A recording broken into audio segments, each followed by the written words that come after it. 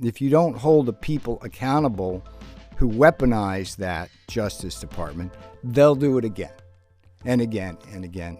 Peter Navarro is a longtime advisor to President Trump, an architect of Trump's trade policies, and a former prison inmate. He went to jail rather than testify before a House committee about the January 6th attack on the Capitol. In a new book called I Went to Prison So You Won't Have to, Navarro argues he was the victim of a political prosecution, which raises all sorts of questions about the prosecutions that President Trump is pressing for now. Welcome to NPR, Mr. Navarro. It's good to talk with you again.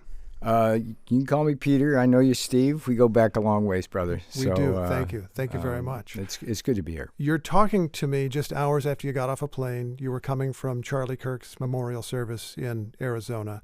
There's a lot to talk about there, but just very briefly, how did that affect you? When I first met Charlie, I thought he was Don Quixote. Tilting at windows. He shows up. He's like almost 20. And he's telling us that he can go to college campuses and make young people vote, not Republican, but for Trump, MAGA. Because at the time, the Republican Party was undergoing a very significant transformation from the party of Wall Street and silk stockings and things like that into the party which attracted me, which is the blue-collar worker manufacturing area, Main Street versus Wall Street. And Charlie, to his credit, 10 years later, was an important person in terms of winning the Hill, both House and Senate, for the Republicans, and then contributing to the landslide in 2024. And what's important, and I've written about this, the legacy of Charlie is historically is that he really is the greatest political organizer in the last 50 years. And people, I think it's important for them to understand that. And the comparison I give is Ralph Reed and Dave Axelrod are the two kind of gold standard political organizers. Interesting. Republican organizer of the 90s and political strategist for President Obama. Exactly. And what Reed did was take the Christians in the churches and get them to the ballot box. But they were naturally inclined to vote Republican, conservative. What Axelrod did in a similar way, using these micro-targeting and very sophisticated messaging, he got blacks, Hispanics, and the youth to come in the 2008 and elect the first African-American president. Astonishing achievement. But what Charlie did was actually a significantly higher degree of difficulty, because not only did he have to mobilize the youth to vote for Trump, before he could do that, he had to persuade them. And that was a heavy lift. And he just rolled up his sleeves and he went out and did it chapter by chapter. He didn't start at Harvard or Cornell or Princeton. He went to all of the universities across the flyover states, and it was grassroots at its very best. And I just miss the guy dearly. He was very important to me. When I got out of prison on July 17th, went to the Republican National Convention. 2024. During the day, I did a show. And that night I was on stage talking to the world about Donald John Trump and why we needed him. And he's just so human, and to be taken at the age of 31. But he really was the best. He should be known for that, as well as a father, a patriot, husband, and just a good man. Well, first, I'm sorry for your loss. Second, you mentioned going to prison, which is one of the reasons you're here talking to me today, because you wrote a book about the experience of going to prison. I Went to Prison So You Won't Have to is the title. It's really about the fundamental question as to whether the legislative branch, that is Congress, has the power to subpoena senior White House officials or the president. And we're going to get to that, but Yeah. I'm also interested a little more about your experience in prison. It's very interesting because you describe meeting some of your fellow inmates and Yes. concluding some of them you felt shouldn't be in prison, some of them maybe should have been in prison, but not for so long. What do you want to be done about that? I've already done it. That's a story in and of itself. Let me tell it to you. I went to prison so you won't have to. That's the book. It's a wake-up call to folks that if they can put people like me in prison, they can really do it to anybody. So that's the top line of the book. So I find myself in there, like the first couple of days I'm in there. I'm out in the yard, and I get surrounded by these three guys, and I'm going, what could go wrong here, you know? So they start talking to me in broken English because it wasn't their native language. And one of the guys says, we like you. And I go, why do you like me? And they go, well, you're not a snitch.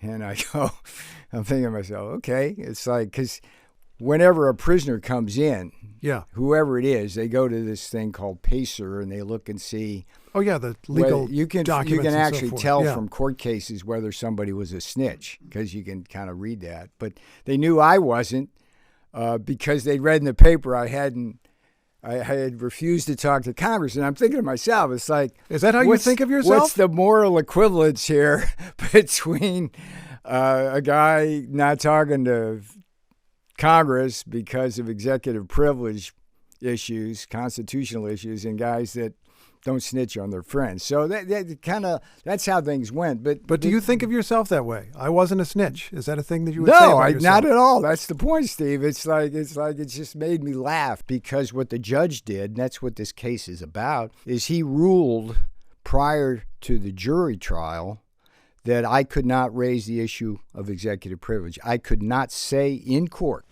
that I refused to testify because President Trump had invoked executive privilege, and under my oath of office, I could not do that. What the judge said, and there was a question about whether Trump even could invoke executive privilege because he wasn't president anymore, but let's set that aside. The judge said there were a couple of other officials, Mark Meadows and Dan Scavino, who presented letters from President Trump in which President Trump claimed executive privilege so that it could be argued about. He said you did not present such a letter. Why didn't Trump give you one? That's true, but why didn't Trump give you one? Well, here's the point. That's not the point. The point is that, first of all, the privilege is presumptive. The Supreme Court has said that the privilege is presumptive, and we can argue deep in the weeds on that. Yeah. But if he tells me that the privilege is invoked, I don't need a letter. And no, see, this is the Kafka part of it. But Hang on a second. Let me explain something. So I get the subpoena, and I say the privilege has been invoked from Congress. There was never a time during the time between getting the subpoena and months later when I got held in contempt that they ever asked me to prove I had executive privilege. It was presumed. And I asked them repeatedly, I said to them repeatedly, Steve, if you want me to testify, I'd be happy to do this. Just ask President Trump to waive the privilege. So they never did. Congress never did that. The Department of Justice never did it. And I was astonished that they would try to take away my ability to defend myself by arguing that the privilege hadn't been invoked. It was crazy. That's crazy stuff. I want to get to other things, but did you ask Trump for a letter? No, there's no need for a letter. Even though Meadows and Scavino got them. There was so many people that were out there. Now, Steve, don't get stuck on that. There's nothing in the Constitution that says, you show me, Steve, where it says you got to get a letter. Okay? That was the problem with the case. This is why it's interesting. It's like... So, wait, I want to understand this. The judge said, prove your case. Prove that you are covered by executive privilege. I had Did you prove it, or did you say, I don't have to prove it? Was your position that you didn't have to prove it? Because he said you gave not no at the evidence. evidentiary hearing. Okay. But we did argue from the get-go as part of this. I mean, the way the law works is like you go in the alternative, okay? Mm-hmm. I mean, if you don't rule that I haven't, if I haven't proved this, you rule it, I haven't proved this. It's like in the alternative, this thing's presumptive to begin with. And it is. I think about it. If a president dies, right, then how do you get a letter? Right? I mean, it's absurd. And this idea, Steve, you mentioned that the President Biden issued a letter. He said, I'm taking away executive privilege from you, the former president. That's crazy stuff too. Justice Kavanaugh said it was crazy stuff. And because if a sitting president can take away the privilege of a former president, then there's no privilege. It's just a partisan kind of thing. Yeah, and by the way, the Justice Department, in my appeal, has withdrawn its opposition. Oh, because there's a new president and a new Justice Department. And what does that tell you? The new president has changed its mind. The new which president, you feel the previous president shouldn't have been able to do. No, the Justice Department changed its mind. It went back to the policy it had in effect for 50 years prior to them putting me in prison. Let me ask about another aspect of this that you feel strongly about, I know. You feel that political prosecutions are wrong. You feel that you were the subject of a political prosecution. I think we would both agree that political prosecutions are wrong. What have you thought about? The question is whether you believe mine was. What have you thought about in recent days as the president has ever more publicly pushed the Justice Department to prosecute people that he feels targeted him, even going to the extent of replacing a U.S. attorney who found no evidence against Letitia James of New York? Well, let's go back to the title of the book. I went to prison so you won't have to. The idea there is this is a wake-up call that the justice system is being weaponized against people, and that if you don't, this is your punchline here, if you don't hold the people accountable who weaponize that Justice Department, they'll do it again and again and again and again. So again, look, these are obviously contentious issues, and your listeners are going to be predisposed to the idea that whatever happened to Trump and his people, they deserved it. Well, just bear in mind, very broad range of people listen to NPR. Look, so some people sympathetic to you I understand. will be out there. I understand. But just on balance, what I'm trying, and the reason why I came here today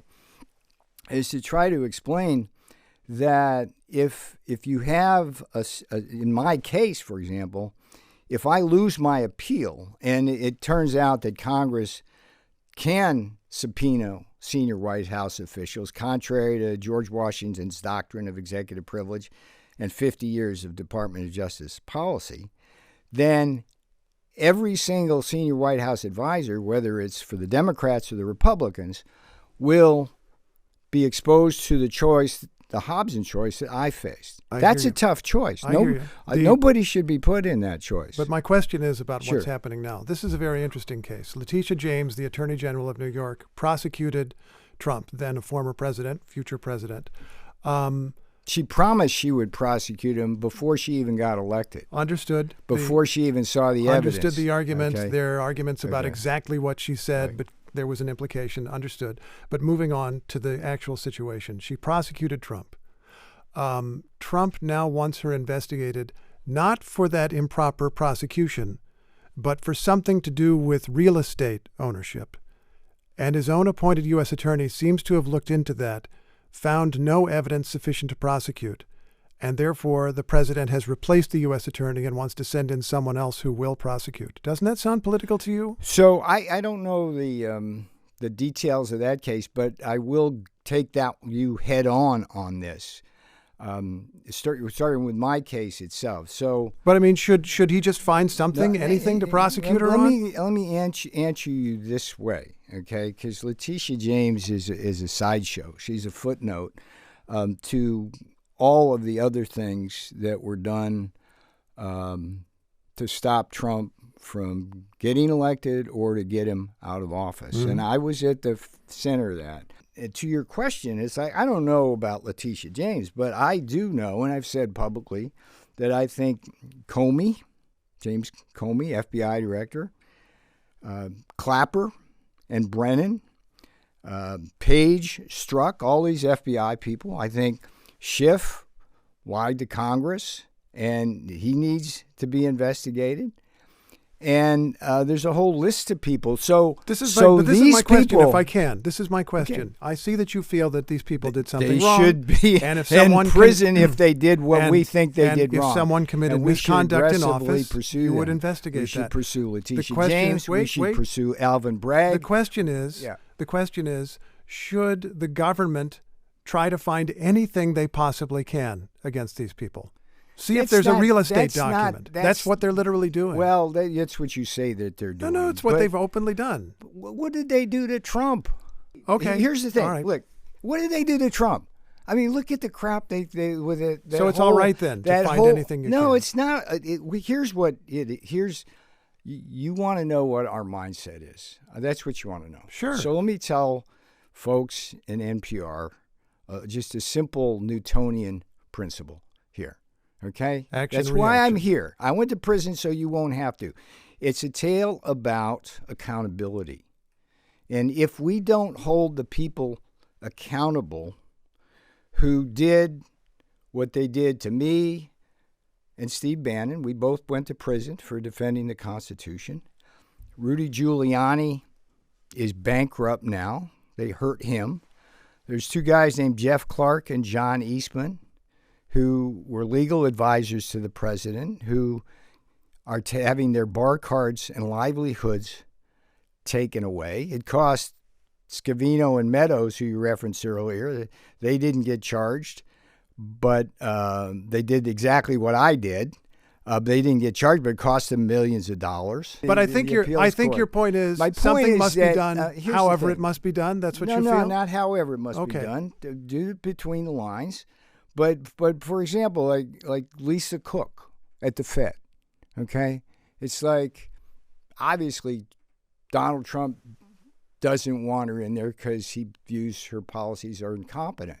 But two things can be true. It's also true that it appears now on 3 different occasions she filled out fraudulent paperwork. Now, I'll tell you, in prison, when I was in prison, I was in a Miami federal prison. Mm-hmm. I was the only guy with a misdemeanor with 200 felons around. It was, you try that. It's a life experience. Try that. Granted. Yeah, okay. But there was a number of guys in there who were in there for similar kind of loan fraud that Lisa Cook's accused of. They not only were in there for years, they had their homes taken, seized by the government, and they're saddled with hundreds of thousands of dollars of restitution. There that is. But if you get back to like Comey, Page, Brennan, Strzok, Schiff, I mean, if it's true what's alleged against them, and I believe it is based on the evidence that's emerging, should they not be prosecuted? And if they're not, won't they just do it again? And that's the problem here. Because if the Democrats regain the House in 2026, can you guarantee me right now that they won't subpoena me and everybody else in the White House and do the same crap again? I'll make the prediction. Of course they will. Because they think they can do whatever they want until they're held accountable. Let me ask about... This is not good for either side, okay? These people are out of control. That's our mindset. These people will stop at nothing to do what they did. Now, they put me in prison. They put Steve Bannon in prison. They bankrupted friends of mine. And they tried to assassinate Donald Trump twice. They tried to put him in prison 4 times. And they shot dead, assassinated a young man named Charlie Kirk. I don't want to get into another big discussion here, but I'm going to object briefly to the idea of they. Individuals did certain things, as the governor of Utah, Cox, pointed out. Well, the they, in my case, is, I can tell you exactly who the they are. It was everyone who was in the House of Representatives with a D beside them when they held me in contempt. Peter Navarro, it's a pleasure talking with you. Thank you so much. Steve. Good to see you.